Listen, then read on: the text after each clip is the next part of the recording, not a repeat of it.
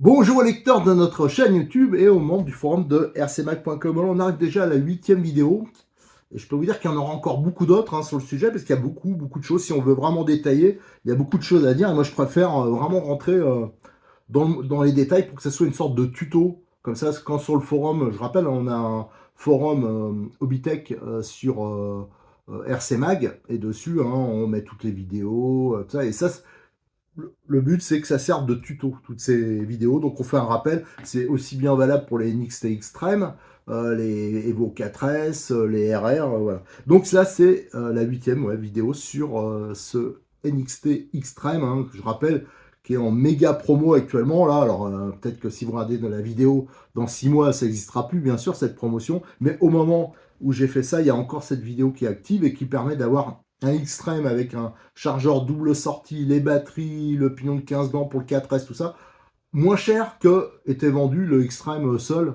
Donc c'est méga intéressant. Tout ça parce que c'est sûrement une fin de série. Il va sûrement avoir une nouvelle version. Mais moi perso, je m'en fous. Qui est que la carrosserie elle change de couleur, qu'ils mettent des pneus différents, tout ça. Quand on gagne dans les 200 euros sur l'achat avec la promo, c'est imbattable, surtout qu'on sait très bien que les nouveaux produits qui arrivent maintenant, ils augmentent avec l'inflation.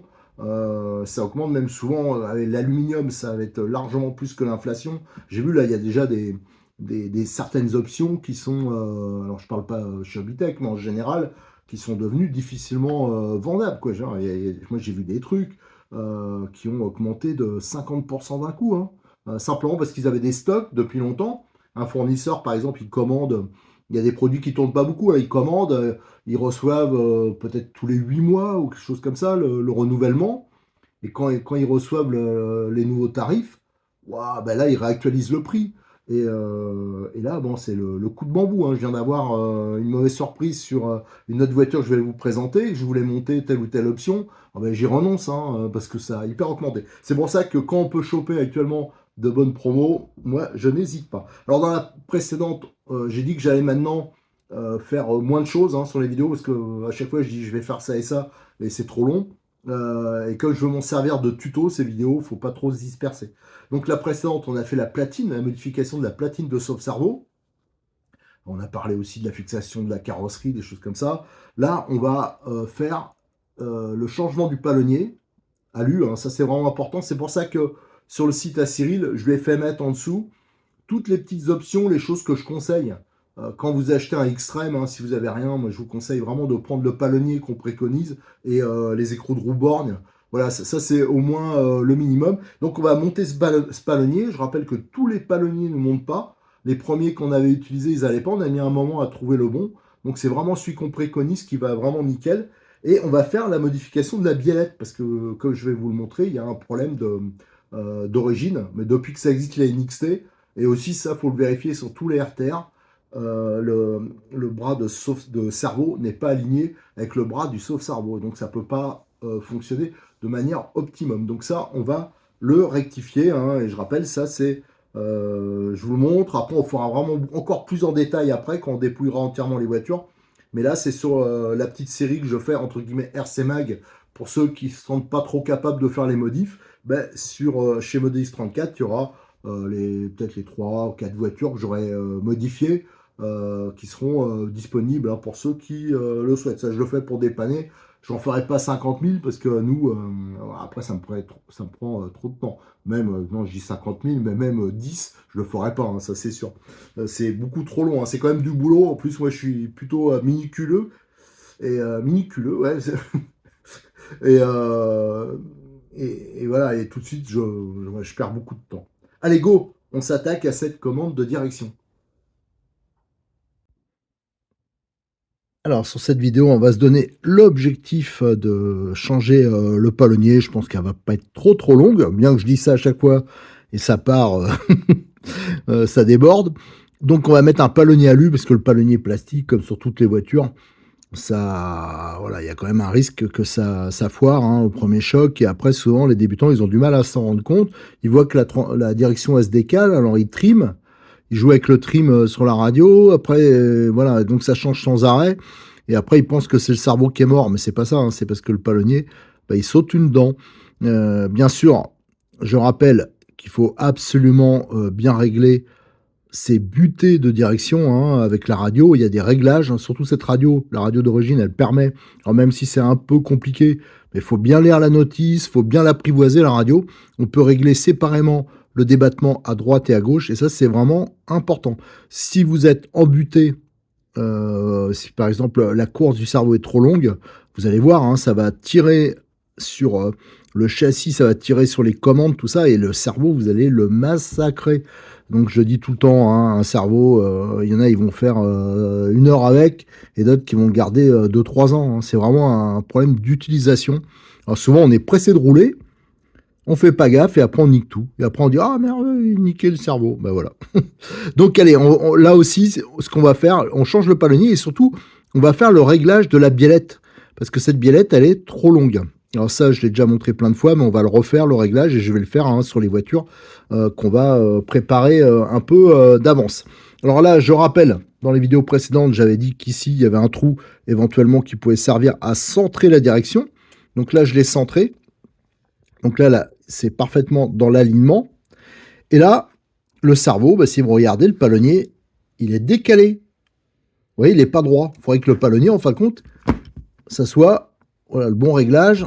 Il faudrait qu'il soit comme ça. Il faudrait que, ça, en fin de compte, le palonnier soit parfaitement parallèle avec le bras. Et là, ça permet déjà d'avoir une commande, c'est beaucoup mieux. Et surtout, on va avoir un braquage qui sera identique à droite et à gauche. Tandis que là, comme ça, en étant décalé, ça, c'est sûr qu'il ne sera pas identique. Et là aussi, on retombe sur déjà des problèmes de tenue de route, mais aussi des problèmes de butée de direction. Voilà. Et c'est là qu'on nique aussi des cerveaux. Donc, on va démonter et on va recouper. Et on va faire en sorte que ça soit plus court. Alors la cote, on va la prendre. Alors l'exemple, tiens, je vais vous le montrer. Hop, j'ai mon NXT, j'ai pas le RR là, mais c'est pareil. Hop. Allez, le bolide, viens ici. Donc ça, c'est mon RTR, hein, mais à plat, voilà. Et là, si je mets droit, on voit le palonnier, il est parfaitement parallèle et j'ai juste recoupé la biellette. Voilà, donc ça, c'est ça qu'on va s'occuper. Et on va monter un palonnier. Alors, les palonniers, on a mis longtemps à trouver quelque chose qui va bien. Hein. Donc, c'est vraiment les palonniers que je vais vous dire. Ça, je vais vous dire les références. Mais ça, quand vous achetez la voiture à Cyril, en dessous, vous avez la liste hein, de toutes les petites options, des petites choses et les renseignements utiles. Et vous avez notamment ces palonniers-là. Donc, le rouge, c'est M418 et le noir, c'est M419. Voilà, c'est ceux qui sont le plus adaptés parce que la biellette est... Alors, bien sûr, ça dépend des cerveaux. Hein. Souvent, les cerveaux, ils sont plus hauts que celui-là. Ça, c'est une antiquité que j'avais monté dessus. Donc, ça décale un peu. Alors, l'idéal, c'est que ça tire droit, mais parfois, c'est difficile. Surtout que là, on ne peut pas régler de ce côté-là parce qu'en dessous, c'est un e-stop. Voilà, c'est monobloc. Donc, ça, on ne peut pas le régler en hauteur. Donc, on peut jouer que ici. Voilà. Allez, ça... Donc vous voyez ça, en plus c'est des palonniers, ils sont jolis, et ils sont verrouillables et pas chers. Donc voilà, ça me convient. Je trouve ça très bien. Allez hop, je le repose, on va remettre l'autre ici. Voilà. Et on va commencer par démonter. Là c'est une clé de 2. La tête, la vis de fixation du palonnier. Alors faites attention, parce qu'elle est montée au frein filet. Voilà. Et en plus... c'est une tête bombée. Alors ça, on le remplacera par une tête cylindrique. Alors ça, aussi, il y en a pas mal qui les foirent. Hein. D'ailleurs, j'ai récupéré une voiture. Là, il faut que je le fasse. C'est vrai que j'ai oublié. Il y a une semaine, un client à Cyril. Bon, premier truc qu'il a voulu faire, il a voulu changer le palonnier. Il avait des petites clés à la con, là. Ben, il a tout foiré. Et maintenant, pour aller démonter ça et récupérer le cerveau, parce qu'à la limite, on peut percer, enlever la tête. Alors déjà, on nique tout. Mais alors, pour le démonter ensuite sur la sortie en métal du cerveau, je pense que ça va être coquet. Voilà. Donc, hop, la vis là, ouais, c'est bien retiré parce que j'ai utilisé une bonne clé. Et surtout parce que je l'avais déjà démonté quand je vous avais fait la vidéo précédente, hein, le montage de la platine là, avec les Nistop. On l'avait démonté pour regarder si c'était bien libre. Et là, on voit vraiment les traces de frein filet. Et ça, on va d'ailleurs... le nettoyer. Et là, on a le palonnier. Alors, le truc, c'est que si vous regardez, je vais le déboîter d'ici. Alors déjà, ici, il y a un peu de jeu. Alors, il ne faut pas s'amuser à le déboîter sans arrêt parce que ça peut prendre vite du jeu.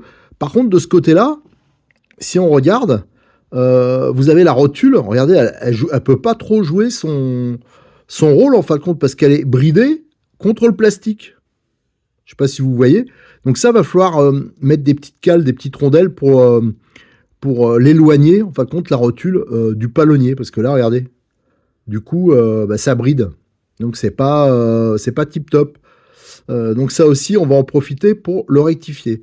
Alors, là, on va déboîter la chape. Et c'est là que c'est utile d'avoir une pince alu. Allez hop, on va prendre la pince aluminium là, que je vous conseille à chaque fois.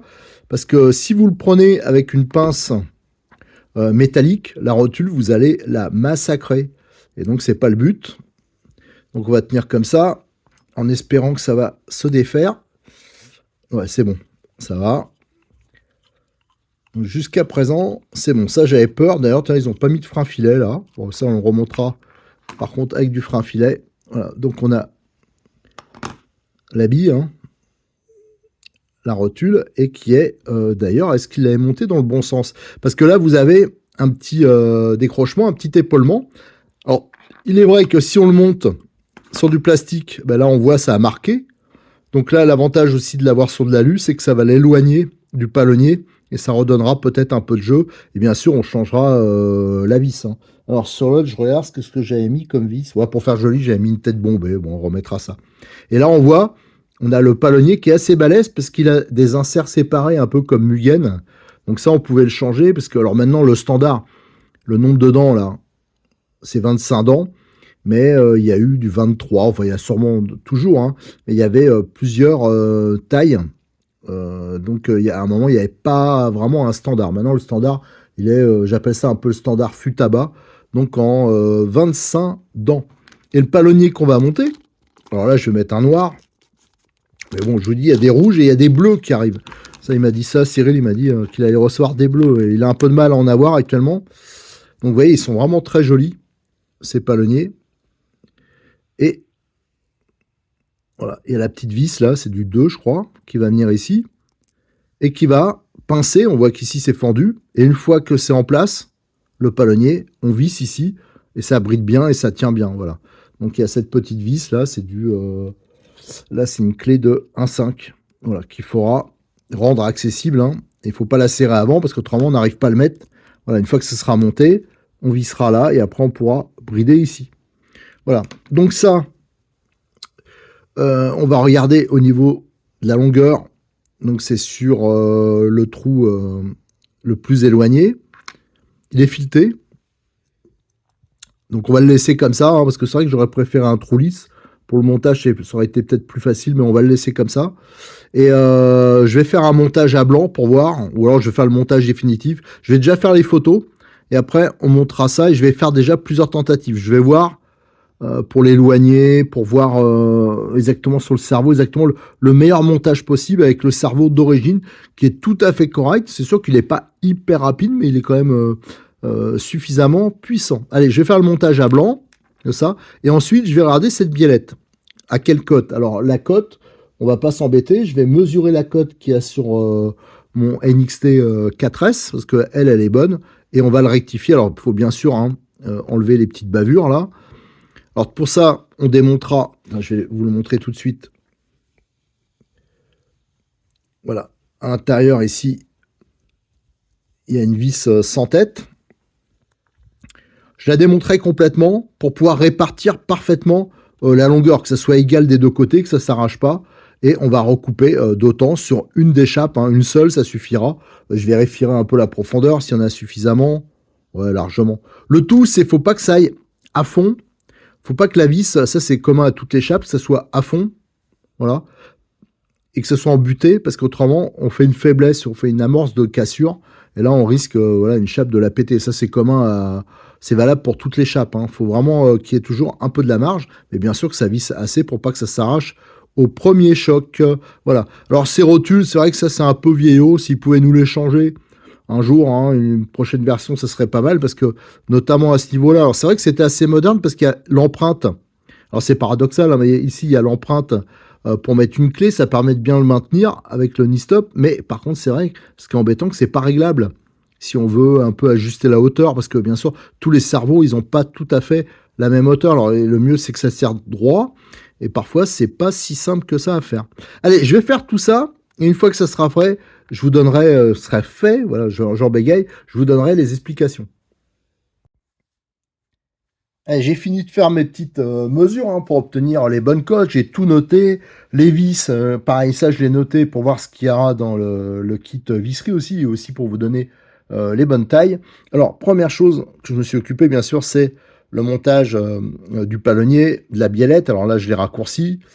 Et la première cote que j'ai à vous donner, c'est la vis qui va ici. C'est une 3x8 tête bombée. Alors pareil, hein, ça sera rajouté au kit visserie. Voilà, j'ai du normal à côté de moi, mais bon, c'est vrai que j'aurais bien mis du frein filet fort. Voilà, parce que là, ce sera un montage quasi définitif. Donc là, on serre bien. Voilà. Hop, ça c'est bon. Ensuite, il faut récupérer la rondelle de 3, hein, qui est sur normalement le montage plastique d'origine, mais là, comme j'en ai plusieurs, vous voyez, normalement, il y a une rondelle de 3 qui vient ici. Mais là, par exemple, c'est pas sûr qu'il y en avait une là d'origine. Il y en a à peu près un tiers de ceux que j'ai pu décortiquer. Il n'y avait pas la rondelle, c'était monté directement. Et je sais pas si on le voit bien là, mais il y a un petit épaulement ici. Vous le verrez sur les photos. Ça, faut le mettre côté palonnier. Voilà, côté rondelle. Donc là, on remet un peu de frein filet. Et là, on va faire le montage. Voilà, ça, faut pas se tromper parce que le tout, c'est de l'éloigner un peu pour donner du débattement à la biellette. Hein. Voilà. Et là, c'est là qu'il faut les petites pinces aluminium pour pas abîmer la chape. Comme ça permet de bien serrer. Voilà, là, c'est nickel. Alors, et même avec la pince alu, non, ça n'a pas marqué, c'est juste la peinture qui s'est un peu retirée, bon, c'est rien ça. Donc voilà, ça c'est nickel, ça c'est monté. Ensuite, il y avait l'histoire donc de la biellette. Alors je rappelle que la biellette d'origine, elle fait environ 46-30, hein, l'ensemble. Alors il faut bien sûr y bavurer avant de prendre les mesures. Et tiens, d'ailleurs, où c'est que j'ai mon pied à coulisse? Hop, voilà, mon pied à coulisse, on va mesurer. Voilà, normalement. Alors celui-là n'est pas super bien bavuré, mais voilà, on a 46, 66 sur celui-là, mais je vous dis, il y a des petites bavures. Ça, il faudra en retirer. Et moi, une fois que c'est fait, le but, c'est d'obtenir à peu près cette cote-là, donc qui est à 46,70. Vous voyez, là, je suis arrivé à 46, 65. Alors pour ça, j'ai vu plusieurs choses. Déjà, les rotules, quand on démonte, hein, il y a, là, ouais, par exemple, ici, c'est deux biellettes différentes que j'ai démontées, et on voit que ça dépasse pas, visiblement, c'est pas la même taille, les vis.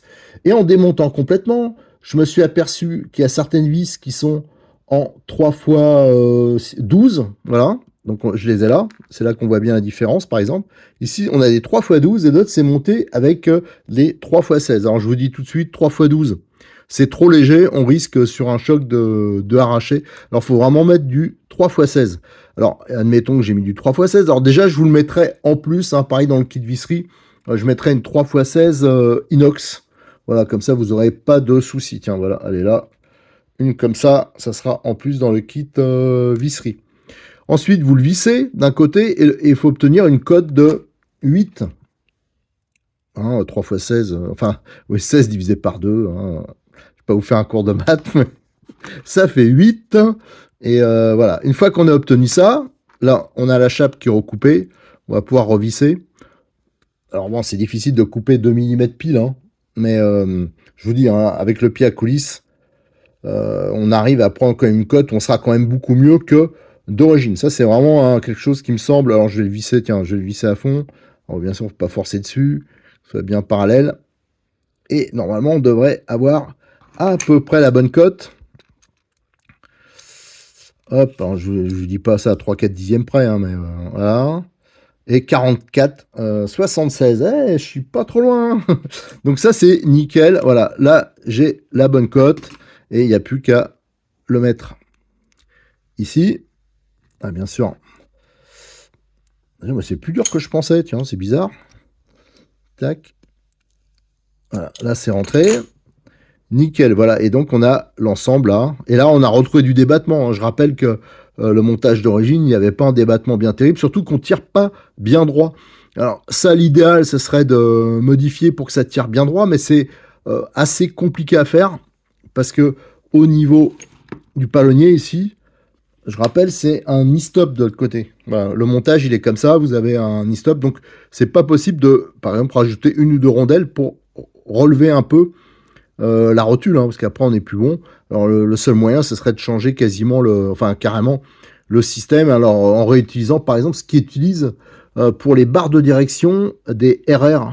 Voilà, la barre direction option. Ça aussi, on en reparlera un peu plus tard. Mais là, pour l'instant, on va faire un montage d'origine. Alors hop, tout ça, j'ai dégagé. On va pouvoir monter donc l'ensemble. Alors je rappelle que là, il faut mettre une vis ici. On va, au lieu de la vis tête bombée d'origine, qui était vraiment pas terrible, je crois que c'est du 3,8 d'origine. Là, on va mettre de la tête cylindrique. Donc ça sera beaucoup, mais alors vraiment beaucoup plus fiable et pratique. Et comme j'ai vu que selon les cerveaux, bon, on pouvait mettre soit du 3,8 ou du 3,10 maxi, on va dans le kit visserie à Zisseron, ces vis, donc je mettrai une 3,8 et une 3,10, comme ça on va, voilà, ça fera une vis d'Orab, et surtout on va couvrir un peu tous les cas de figure. Donc avant de remonter ça, alors là on peut le monter de ce côté-là, alors ce côté-là bizarrement il y a toujours un peu de jeu, bon, on va déjà mettre au neutre le cerveau. Alors pour ça j'ai branché les batteries, et on va faire le premier démarrage du cerveau. Alors là il faut vous assurer d'être bien au neutre. Voilà, au niveau du trim direction, c'est celui-là. On allume toujours l'émetteur en premier et après on allume la radio. Et là, j'actionne, le cerveau, il fonctionne. Et là, on va essayer de trouver. Alors, c'est pas évident d'avoir un autre parce que si on met là, automatiquement, je ne serai jamais pile poil au neutre. Attends, je cherche la meilleure position. Alors, meilleure position, hélas, c'est pas hyper, comment dire, aligné. Alors ça, il faudra jouer avec le trim. Voilà, légèrement trimé. Bon, ça, on verra. C'est vrai que l'avantage des radios qui ont de multiples réglages, comme par exemple les subtrims, bah, c'est qu'on peut tout réaligner. Là, avec ce type de radio, je ne pense pas que c'est possible. Donc là, on est bon à ce niveau-là. J'ai vu qu'il fallait une vis 3,10. Donc on va mettre la tête cylindrique. Là aussi, je vais mettre un peu de frein filet. Voilà, du moyen. Hop. Voilà. Ça, c'est nickel. Après, je vais rééteindre la radio pour pas forcer dessus. Voilà. Et je vais aller serrer ma petite vis là de verrouillage. Donc là, elle est parfaitement accessible. Alors là, c'est une clé de 1,5. Et là, on verrouille le palonnier. Et là, voilà, la commande, elle est nickel. On regarde que ça touche nulle part. Alors, c'est pas loin de toucher d'ailleurs. C'est ça un peu la difficulté. Franchement, si on arrivait à remonter un tout petit peu cette biellette, vous voyez, elle est pas, c'est un peu, il y a un petit angle. Alors, c'est pas dramatique, mais c'est vrai que ce serait quand même mieux de pouvoir la redresser. Le problème, là, il y aurait un peu de place pour la descendre. Mais après, on touche, bien sûr, le boîtier. Et en plus, ça dépend vraiment des cerveaux. Donc, on va faire déjà comme ça. Et là, je vais vérifier si c'est droit. Et ça mériterait... Bon, c'est beaucoup plus droit, mais c'est vrai que ça aurait mérité d'être encore plus court. Alors, ça, c'est vraiment bizarre, hein. Ça dépend vraiment des voitures. On dirait comme si le cerveau n'était pas placé toujours de la même façon. Alors, celle-là, c'est beaucoup mieux que d'origine. Pourtant, la cote, elle est bonne. Mais c'est pas exactement ce que j'aurais souhaité. Ouais, largement bonne. Donc, il n'y a aucun souci à ce niveau-là. Allez, donc en tout cas, ça, c'est palonnier alu. La biellette, on l'a raccourci. On peut encore, on a mis surtout une vis beaucoup plus longue, donc ça sera aussi plus fiable. On pourrait encore la raccourcir un tout petit peu hein, pour peaufiner le réglage. Ensuite, on allume encore l'émetteur. Je regarde au niveau direction. On va voir si le débattement, il est bon. Voilà, s'il n'y a pas trop. Alors déjà, si je regarde comme ça, là, quand on est droit, par contre, on est plutôt pas mal. Et si je regarde... Ah non, le débattement, là, il n'est pas trop délirant.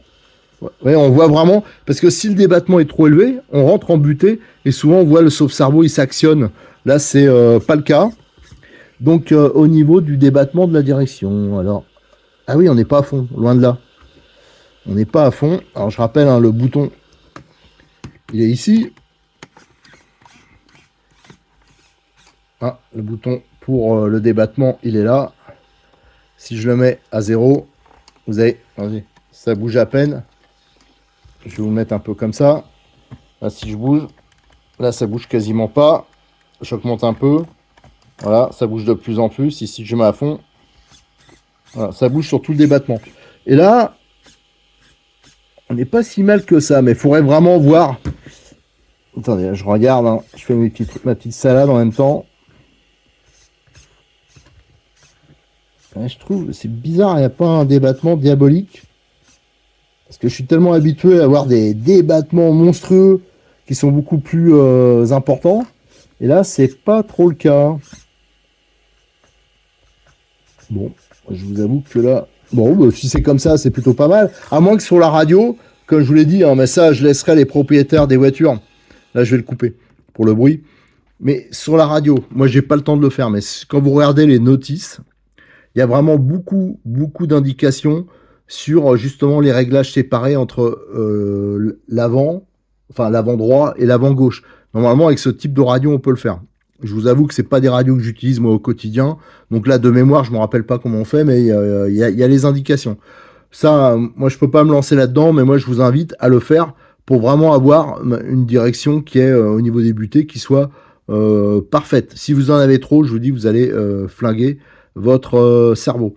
Je vous conseille aussi, mais ça on en reparlera, c'est au niveau des calibrages du moteur.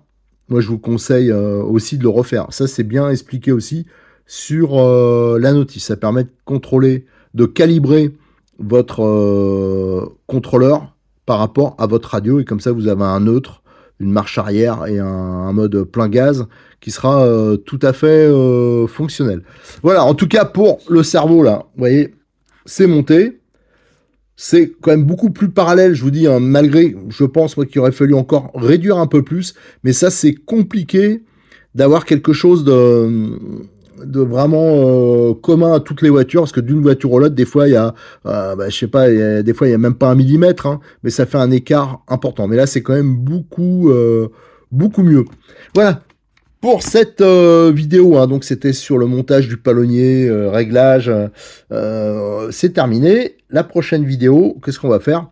On s'occupera du changement de pignon moteur et je pense qu'on va aussi essayer de faire le calibrage, enfin pas le calibrage du contrôleur, mais les réglages avec le boîtier de programmation pour mettre les bonnes valeurs, voilà, notamment pour la coupure de tout ce qui est la coupure de la batterie, pour la batterie. Voilà. Donc là, il y a un peu, ça je vous avoue, hein, j'aime pas trop ça, aller trafiquer là-dedans. On en profitera, je vous changerai les vis aussi. On va voir comment on va faire ça. Allez, à très bientôt sur notre chaîne YouTube. Et je rappelle, hein, le sujet sur le forum, il est déjà ouvert hein, sur toute la préparation hein, du NXT Extreme. Ah si, une dernière info, tiens, avant que je termine, parce que je l'ai eu ce matin, l'info.